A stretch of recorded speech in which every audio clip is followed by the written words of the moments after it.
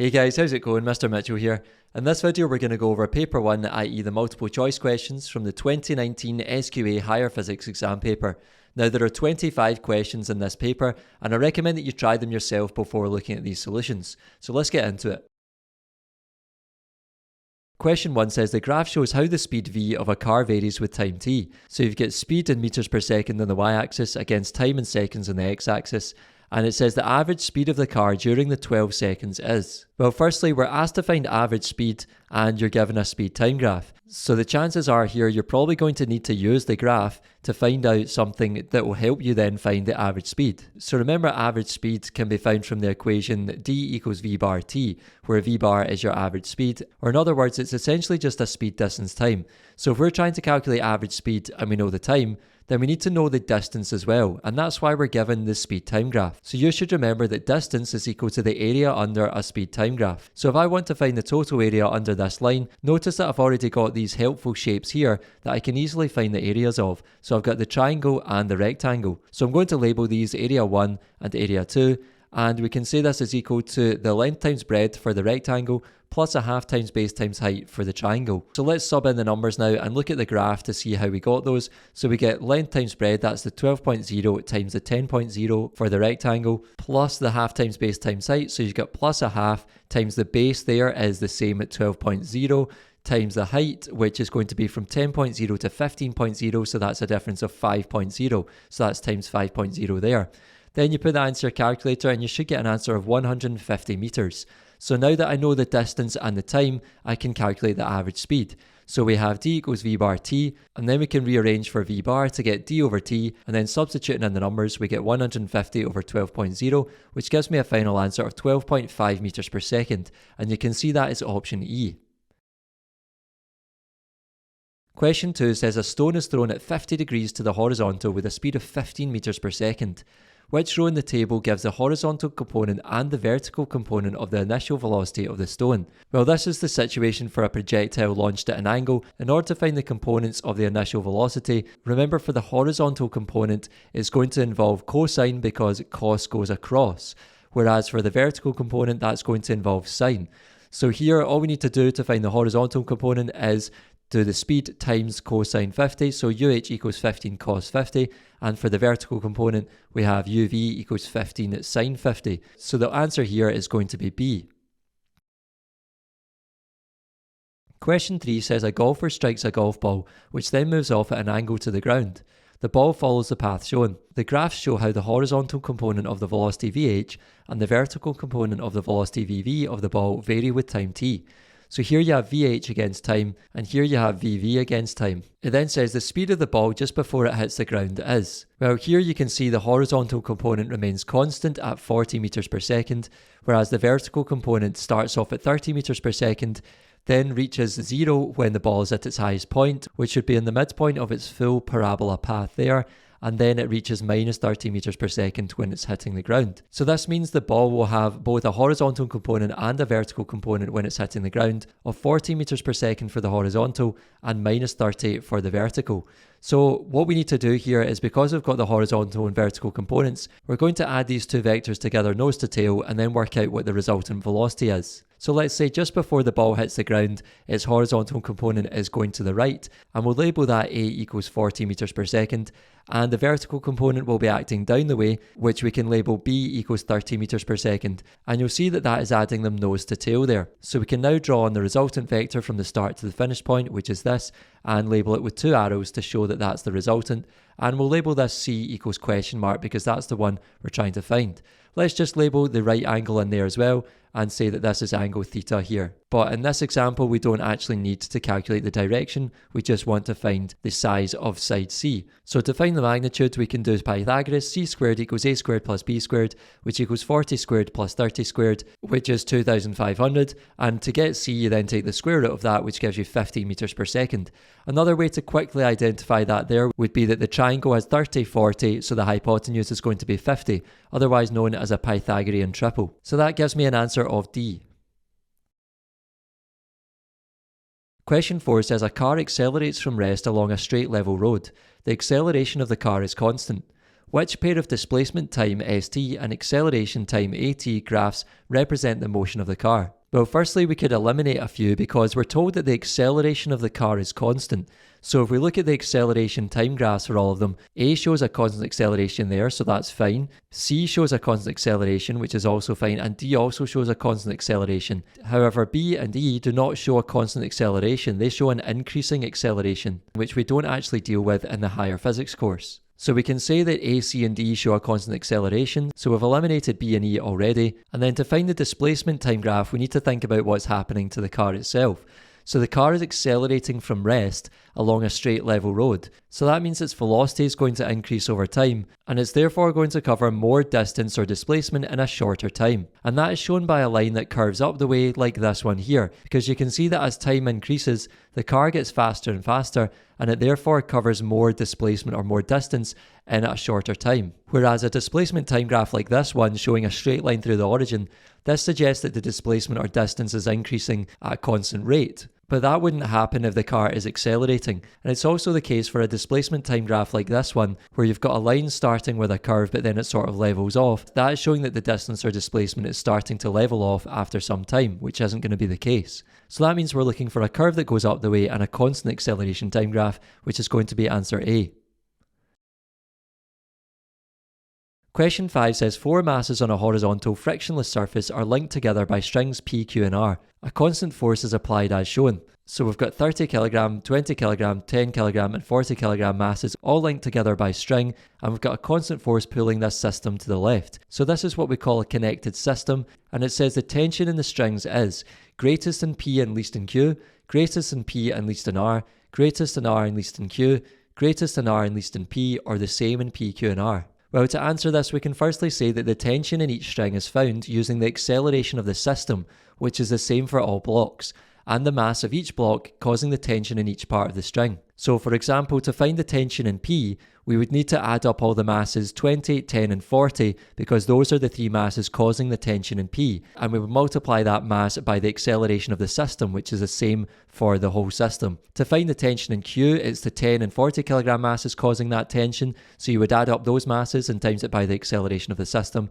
And lastly, to find the tension in R, you would just do the 40 kg mass times the acceleration of the system. And that's using the equation T equals ma, which is just a form of Newton's second law, F equals ma, where I've called the force F the tension T. So as I've said, the tension in P is caused by the 20 kg, 10 kg and 40 kg masses, which is 70 kg in total.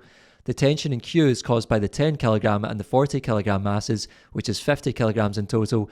And lastly, the tension in R is caused by the 40 kg mass only. So that means if the acceleration value is the same for all of these, then plugging them into T equals ma or F equals ma, that would mean that the tension must be greatest in P because we've got the biggest mass. So we could say that the tension is greatest in P and it's going to be least in R because there's only the 40 kg there. So we can say B is the correct answer here. Question 6 says a student makes the following statements about an elastic collision. Statement 1 says total momentum is conserved, Statement 2 says total kinetic energy is conserved, and lastly Statement 3, total energy is conserved. Which of these statements is or are correct? Well, let's look through each statement in turn and decide which ones are true or false. Well, firstly, you should remember that it doesn't matter what collision you've got, you're always going to have total momentum being conserved. So in this elastic collision, total momentum is conserved, so we can give that a tick. And for an elastic collision, there is no energy losses, remember, because you'll usually have one object bouncing or hitting off another object and continuing to travel. So there's no loss in kinetic energy, so the total kinetic energy is conserved. And lastly, total energy is conserved. Well, the only energy we're thinking about here is kinetic energy, so the total energy will also be conserved. So that means we have all 3 statements being correct, which gives us the answer E. Question 7 says the terminal velocity Vt of a skydiver is given by the relationship Vt equals the square root of 2mg over rho a times cd, where m is the mass of the skydiver in kilograms, g is the gravitational field strength in newtons per kilogram, cd is the drag coefficient, rho is the density of air in kilograms per meter cubed, and A is the area of the skydiver in meters squared. When in freefall, a skydiver of mass 95 kilograms has a drag coefficient of 1.0 and a terminal velocity of 44 meters per second. The gravitational field strength is 9.8 newtons per kilogram and the density of air is 1.21 kilograms per meter cubed. the area of the skydiver is? Well, this is just a skills question where you're given an unseen equation or a formula that you haven't seen before, and all you need to do is plug in the numbers that you're given in the question into the equation you're given, and make sure you've converted any prefixes, and make sure the units are in the form that you would want them. So if we're trying to find the area, we need to plug all our numbers in and then rearrange for the area A. So let's do that here. So we have Vt equals the square root of 2mg over rho A times CD, and substituting in the numbers, we have 44 meters per second for the terminal velocity equals the square root of 2 times the mass of 95 kilograms times 9.8 divided by 1.21 times A times 1.0. Let's now square both sides to get rid of this square root on the right hand side. So that gives us 1936 equals 1862 when you simplify the numerator, divided by 1.21a. And then I can swap these two terms here to get 1.21a equals 1862 over 1936. And then to get a on its own, I can do a equals 1862 divided by 1936 times the 1.21. And if you put that into your calculator, you should get an answer of 0.79 meters squared, giving me an answer of B. Question 8 says a spacecraft is travelling at a constant speed relative to a nearby planet. A technician on the spacecraft measures the length of the spacecraft as 275 metres. An observer on the planet measures the length of the spacecraft as 125 metres. The speed of the spacecraft relative to the observer on the nearby planet is... Well, here we're talking about length, so we're going to be using the equation for length contraction, which is L dash or prime equals L times the square root of 1 minus V over C squared. And we're trying to find the speed V, so we need to plug in all our other numbers, but let's just identify what L dash is and what L is first of all. So it says a technician on the spacecraft measures the length of the spacecraft as 275 metres. So that's going to be your proper length because it's measured in the frame of reference of the object. So proper length L is 275, whereas the contracted length, i.e. the value that should be smaller, which is the case here, is 125 metres. So we have 125 equals 275 times the square root of 1 minus V over the speed of light c, which is 3 times 10 to the 8 meters per second from your datasheet, and that term is squared. So what we can then do is divide both sides by 275 to get this over to the left hand side, and we can then square both sides to get rid of that square root from this term here. So doing that, we get 0.45 squared equals 1 minus V over 3 times 10 to the 8 squared. And then I'm going to add this term to both sides and then subtract 0.45 squared from both sides. So I get V over 3 times 10 to the 8 squared equals 0.79, and then I'm going to expand the numerator and denominator, so I get V squared divided by 3 times 10 to the 8 squared equals this value here, and then I'm going to multiply both sides by the 3 times 10 to the 8 squared to get that over to the other side, like this. So I get V squared equals 0.79 times 3 times 10 to the 8 squared, which if you put into your calculator gives you an answer of 7.14 times 10 to the 16, but remember that's V squared, so we want to square root both sides to get V equals 2.67 times 10 to the 8 meters per second, which is the answer C. Now you might have manipulated these numbers in a different way, and that's totally fine as long as you arrived at the same answer. Question 9 says the redshift of a distant galaxy is 0.014. According to Hubble's law, the distance of the galaxy from Earth is... Well, notice that we're given a value for redshift, but we're asked to find the distance of the galaxy from Earth. So we're going to have to use two equations here, namely this one here for redshift in terms of speed, so Z equals V over C, and then we're going to use the equation for Hubble's law, V equals h naught d. So let's first find the recessional velocity of this distant galaxy. So I'm going to multiply both sides by C to get V on its own, so V equals ZC, or you could just plug in the numbers at that first stage, that's fine as well. But let's plug in the numbers now to get 0.014 times the speed of light 3 times 10 to the 8 from your datasheet. And if you put that into your calculator, you get an answer of 4.2 times 10 to the 6 meters per second. I would keep that answer in your calculator, and then we're going to use the equation for Hubble's law, V equals h naught d, and let's divide both sides by h naught to get d on its own because distance is what I'm trying to find. So we have d equals v over h naught. Let's sub in our velocity of 4.2 times 10 to the 6 divided by Hubble's constant, which is on your datasheet, 2.3 times 10 to the minus 18. And if you put that into your calculator, you should get an answer of 1.83 times 10 to the 24 meters, giving us an answer of B. Question 10 says a student makes the following statements about the universe. Statement 1 says the force due to gravity acts against the expansion of the universe. Statement 2 says measurements show the rate of expansion of the universe is increasing. And statement 3, the mass of a galaxy can be estimated by the orbital speed of the stars within the galaxy. Which of these statements is or are correct? Well, let's look through each statement in turn and decide which ones are true or false. So the first one, the force due to gravity acts against the expansion of the universe. Well, this is true due to the idea of dark energy, which tells us that the universe is expanding at an accelerating rate. And remember, there are debates surrounding whether the universe will eventually come to a stop, i.e. it will stop expanding, and some people think it will also start contracting again due to the force of gravity. But there's lots of evidence to support the idea of dark energy and the fact that this accelerates the expansion of the universe. So in other words, it overcomes the force due to gravity acting downwards towards the centre of the universe to push out the way and expand the universe. Statement 2 says measurements show the rate of expansion of the universe is increasing. Again, this is true due to the idea of dark energy, which tells us that the expansion is happening at an accelerating rate, i.e. the rate of expansion is increasing, and it's going to continue to do so. The last statement, the mass of a galaxy can be estimated by the orbital speed of the stars within the galaxy. That is also true, and that's one of your learning outcomes from this topic, and that's sort of just a you know or you don't statement. So that means all three statements are correct, which gives us the answer E. Question 11 says an alpha particle is accelerated in an electric field between metal plates P and Q. So here you've got the plates P and Q, P is positively charged and Q is negatively charged, and the particle is moving to the right towards Q. The charge in the alpha particle is 3.2 times 10 to the minus 19 coulombs.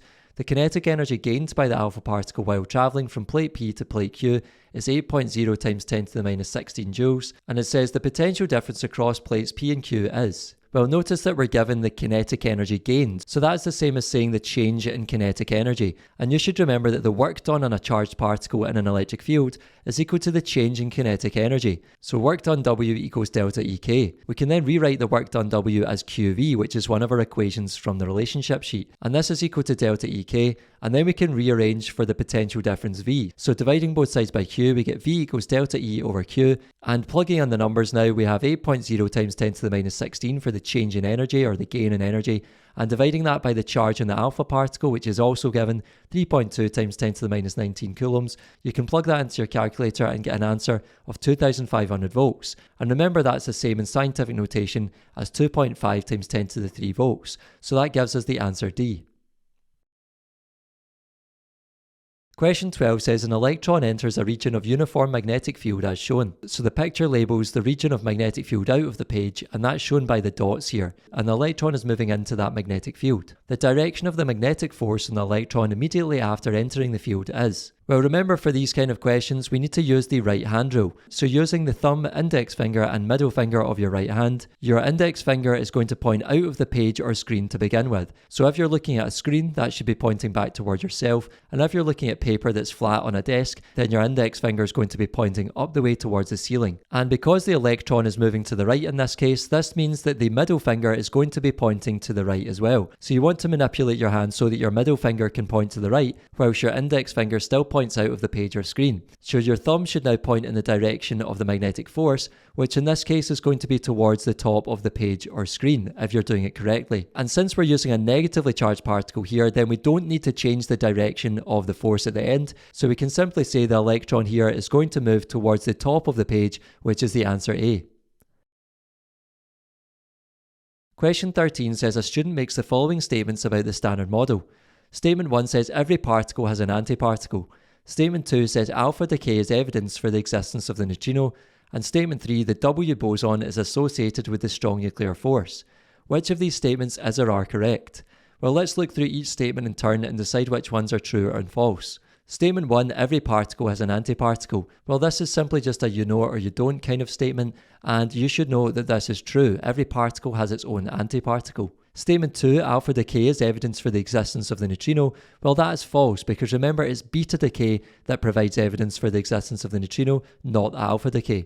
And lastly, the W boson is associated with the strong nuclear force. That is also false, because remember, the force-mediating particle or force-carrying particle for the strong nuclear force is the gluon, whereas the W boson along with the Z boson are force-mediating particles for the weak nuclear force. So that means we have one only is correct, which gives us A. Question 14 says a nucleus represented by francium-223 decays by beta emission. The symbol representing the nucleus formed as a result of this decay is. Well, you should remember that for beta decay, the mass number A, which is the upper number, remains unchanged. So we should expect 223 as our upper number, which means we're either looking at C or D as our answer here. Whereas the atomic number Z increases by 1, because remember, in a beta decay, a neutron, which is uncharged or neutral, changes into a proton, which has a positive charge. So remember, the atomic number Z is the number of protons, so this must increase by 1 in that case. So that means I'm looking for 87 to become 88, which means I'm looking at C as my answer for radium-223. Question 15 says the diagram shows an experiment set up to investigate the photoelectric effect. The frequency of the instant radiation is varied and the current in the circuit is measured. And you can see here we've got two cells to make up a battery. We've then got a zinc plate with instant radiation on it inside a vacuum, and we've then got an ammeter. It then says which graph shows the relationship between the current I in the circuit and the frequency f of the instant radiation. Well, firstly, we're trying to think about what happens to photoelectric current when frequency is increased. And you might remember from the theory that the maximum kinetic energy of the ejected electrons will increase when frequency increases, and therefore the maximum speed of the ejected electrons will also increase as the frequency increases. And lastly, the photoelectric current, i.e. the number of photoelectrons emitted each second, should remain the same when frequency increases. So for frequencies greater than or equal to the threshold frequency, we would expect here a graph of photoelectric current against frequency to have a straight line going along the way, a straight horizontal line. However, you'll see that that is not an option here. And the reason it's not an option is because we have to think about something else. And so the key thing we need to be aware of here is that if the instant radiation has a frequency that is below the threshold frequency, then no photoelectrons are emitted. And you'll notice in graphs A to D that we have photoelectrons being emitted for pretty much all frequencies, with the exception of graphs A and B, which have a 0,0 point. But you'll see that for a frequency of just above 0, we do have a non-zero photoelectric current in both of them. And then in graphs C and D, we have a non-zero photoelectric current to begin with at a frequency of 0. We can therefore conclude that the only graph which shows that no photoelectric current is emitted below the threshold frequency is this graph E, because we've got this gap here where there's no photoelectric current, i.e. no photoelectrons being emitted from the zinc plate in this frequency range. So the frequency has to be at this minimum point for photoelectrons to start being emitted from the zinc plate. And you might be thinking, well, this graph doesn't look like the straight horizontal line that you should have for photoelectric current against frequency, but remember that graph is an approximation showing you what happens above the threshold frequency. And in this graph, we're basically zooming in on the threshold frequency, and if we were to extend the frequency axis, this line would actually start leveling off and curving off to give us that straight horizontal line that we would expect above the threshold frequency. So we can therefore say that our answer is E. Question 16 says a photon of energy 6.40 times 10 to the minus 19 joules is instant on a metal plate. This causes photoemission to take place. The work function of the metal is 4.20 times 10 to the minus 19 joules. The maximum speed of the photoelectron is...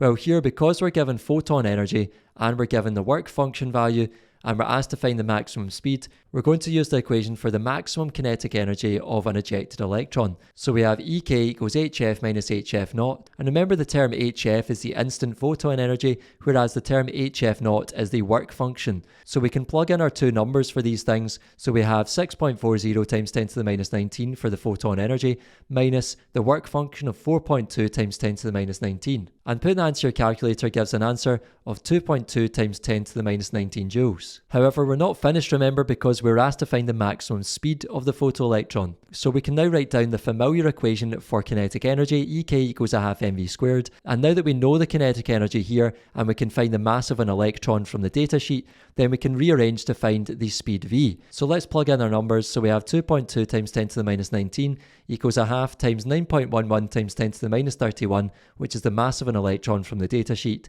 times v squared. And let's now simplify both sides to get v squared on the left. So we get v squared equals 4.8 times 10 to the 11, and then taking the square root of both sides gives an answer of 6.95 times 10 to the 5 meters per second. And you'll see that is option C.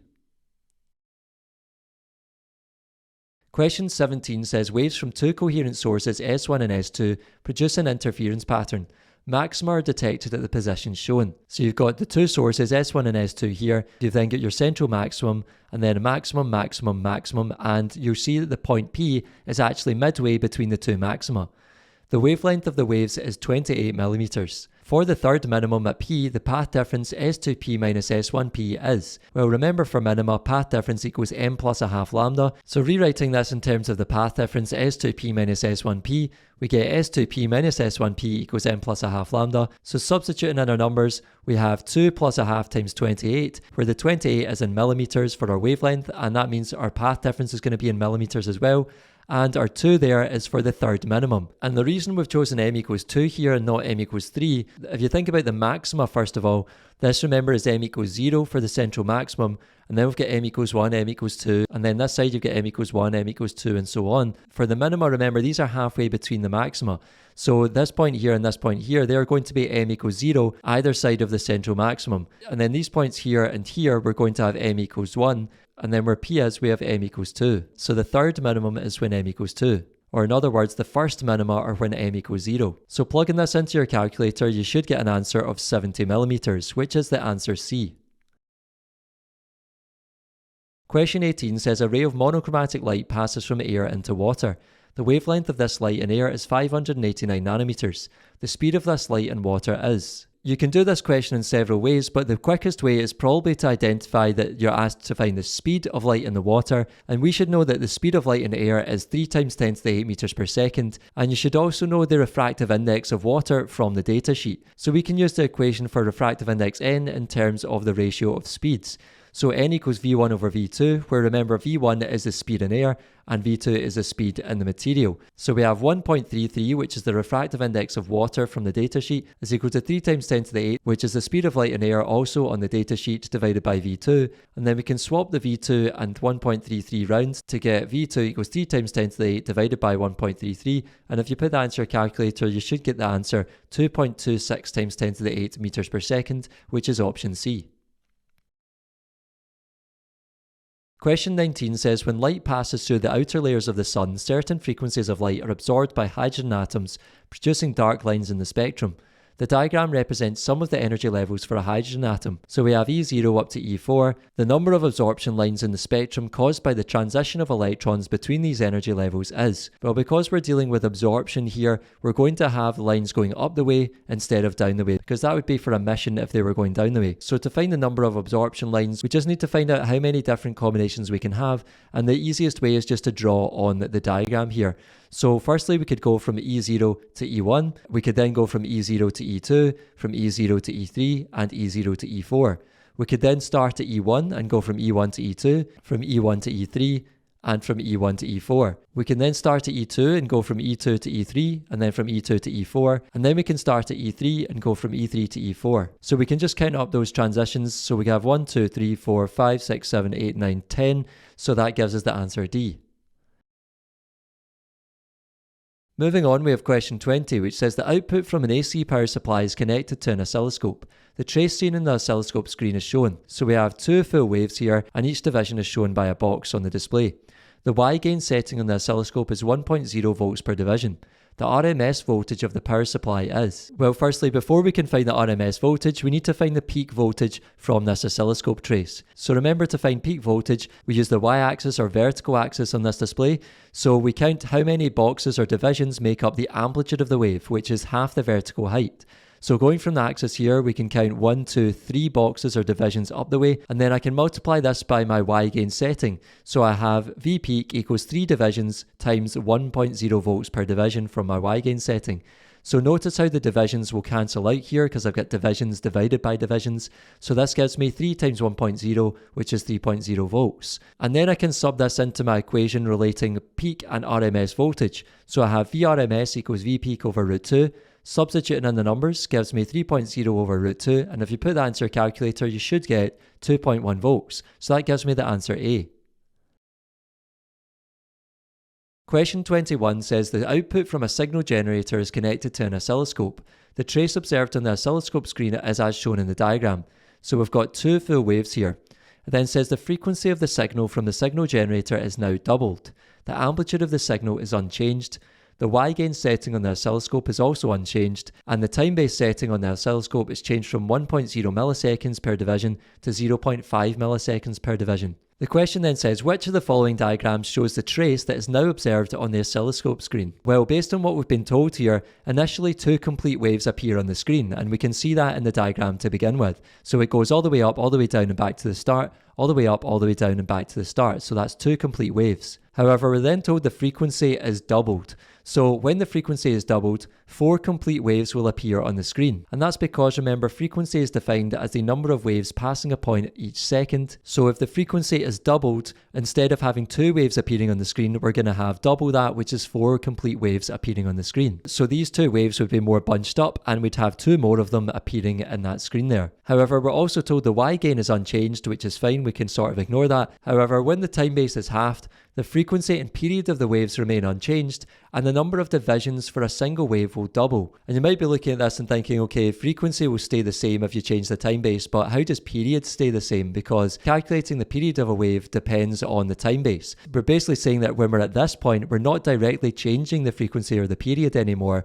but we are changing the time base. And because the period is related to the time base, if we want to keep the period the same and the time base halves, then the number of divisions that a single wave take up must double. So we're saying that once the frequency has been doubled, we'll see this pattern here, which is 4 waves on the screen. But then when we halve the time base, that's going to have the effect of making each wave here take up twice the boxes than it does in this picture. So instead of 2 boxes for the wavelength, it's going to be 4 boxes for the wavelength, which means we'll only get 2 full waves appearing on the screen again. So that means we'll end up back with what we had at the start, which was actually just 2 full waves on the screen, which is the answer B. Another way to think about this is to look at the number of divisions that form one wavelength on the oscilloscope screen. So we have an expression here for the period t before the time base setting is changed. T equals the number of divisions times 1.0 milliseconds per division. And if we rearrange this for the number of divisions, we get this thing here. Number of divisions equals the period t divided by 1.0 milliseconds per division. And remember, we're saying the period t is staying the same. So if t stays constant, then we're dividing by 1 millisecond per division in this case. However, when the time base is changed, the period t expression changes to this one. T equals the number of divisions times 0.5 milliseconds per division, i.e. the time base setting was halved. So again, if we rearrange for the number of divisions, we get number of divisions equals t over 0.5 milliseconds per division. So again, if the period t remains constant, we're now dividing by half of what we were originally. We're dividing by a smaller number. So this means that our number of divisions must increase. And if we're dividing by half, that is the same as multiplying by 2. So we end up with the number of divisions for one wavelength being double what it was originally up here. So when we have 4 waves on the screen, instead of one wavelength only taking up 2 divisions, it should take up double that, which is 4 divisions. So you can see in the part B answer here, we have one wavelength taking up 4 divisions on the screen, which is what we want. So that's just an alternative way to think about what's going on here. Question 22 says a student sets up a circuit and measures the voltage across and the current in a resistor. The measurements and their uncertainties are voltage equals 10.0 plus or minus 0.1 volts and current equals 0.50 plus or minus 0.01 amps. The approximate absolute uncertainty and the calculated value of the resistance of the resistor is. Well, notice this is an uncertainties question, so in order to find the absolute uncertainty and resistance, it's going to help to calculate the resistance first of all, using just the voltage and current values and ignoring their uncertainties, and then we can use these uncertainties to find percentage uncertainties in both the voltage and the current, and then we can find the combination uncertainty to find the overall uncertainty and the value of resistance. So let's find the resistance first of all using Ohm's law, V equals IR. Let's rearrange for resistance R to get R equals V over I and sub in the numbers so we get 10.0 over 0.50. So that's 10 divided by a half, which is the same as 10 times 2, which is 20 ohms. And now we need to find the percentage uncertainties in the voltage and current. For the voltage, first of all, we're going to do the uncertainty divided by the measurement times 100. So we can say the percentage uncertainty equals 0.1 over 10.0 times 100, which equals plus or minus 1%. Whereas for the current, we can do the same and say the percentage uncertainty equals the 0.01 divided by 0.50 times 100, which equals plus or minus 2%. And then remember to find the uncertainty in a calculated value, or the overall uncertainty or combination uncertainty, we simply just choose the biggest percentage uncertainty. So the uncertainty in R is going to equal the largest percentage uncertainty, which equals plus or minus 2%. So we now just need to find plus or minus 2% of the 20 ohms for R in order to find what its absolute uncertainty is. So we can write 2% of 20 is the same as 0.02 times 20, which equals plus or minus 0.4 ohms. So that means my absolute uncertainty is plus or minus 0.4 ohms, which gives the answer C. Next we have question 23, which says a circuit is set up as shown. So we've got a 6 volt supply, a 3 ohm resistor and a 6 ohm resistor in parallel. The power supply is a negligible internal resistance. It also says the power dissipated in the 3 ohm resistor is. Well, first you need to know the rule for voltage in a parallel circuit, which is that the voltage or potential difference across each branch is the same as the supply voltage. So that means I'm going to have 6 volts across this resistor and 6 volts across this resistor. And then to find the power dissipated in this resistor, if I know its resistance and I know the voltage across it, then I can use the power equation relating voltage and resistance, which is P equals V squared over R. I can then sum in my numbers of 6.0 squared divided by 3.0, which if you put into your calculator should give you an answer of 12 watts. And that gives the answer D here. Moving on, we have question 24, which says a student connects 4 identical light emitting diodes, LEDs, to a 2 volt DC supply as shown. So we've got the 2 volt DC supply here, and then some LEDs in parallel. And then it says which of the LEDs, P, Q, R and S will light? Well, let's think about this. Remember, LEDs must be oriented such that the current flows through the thick straight line part first. So what do I mean by the thick straight line part? Well, if you look at this one, for example, I just mean this thick part in front of the triangle. So we need the current to hit that side first. So the current's going to flow from negative to positive, so it's going to start here and move round, and then it's going to flow along this branch. So it's not going to pass through P because that is not passing through the straight line part first. It's then going to continue down here, and it is going to pass through Q and back up to the battery.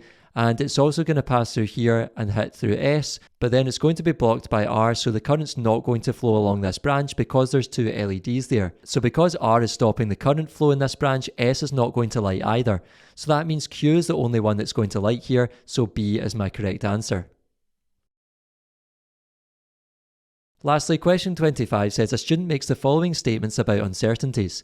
Statement 1 says all measurements of physical quantities are liable to uncertainties. Statement 2, random uncertainties occur when a measurement is repeated and slight variations occur. And lastly, statement 3, systematic uncertainties in a quantity occur when measurements are either all smaller or all larger than the true value of the quantity. Which of these statements is or are correct? Well, let's look at each statement in turn and decide whether they're true or false. Well, they're all about uncertainties, and that first one, all measurements of physical quantities are liable to uncertainties, that is true. And that's something you should have learned about at the start of the uncertainties topic, that all measurements can be subject to an uncertainty. Statement 2 was random uncertainties occur when a measurement is repeated and slight variations occur. That is also true. So another way of saying slight variations occurring is that slight fluctuations occur in your measurements. And lastly, statement 3, systematic uncertainties in a quantity occur when measurements are either all smaller or all larger than the true value of the quantity. Again, that is true. And remember, this can be due to things like poor measurement techniques or faulty equipment, or the fact that equipment hasn't been calibrated properly. So if all 3 are correct here, this gives me the answer E. That's all for this video, folks. Thanks for watching. If you made it to the end, I really appreciate it. Make sure to give the video a thumbs up, subscribe to the channel, and I'll see you in the next one. Take care.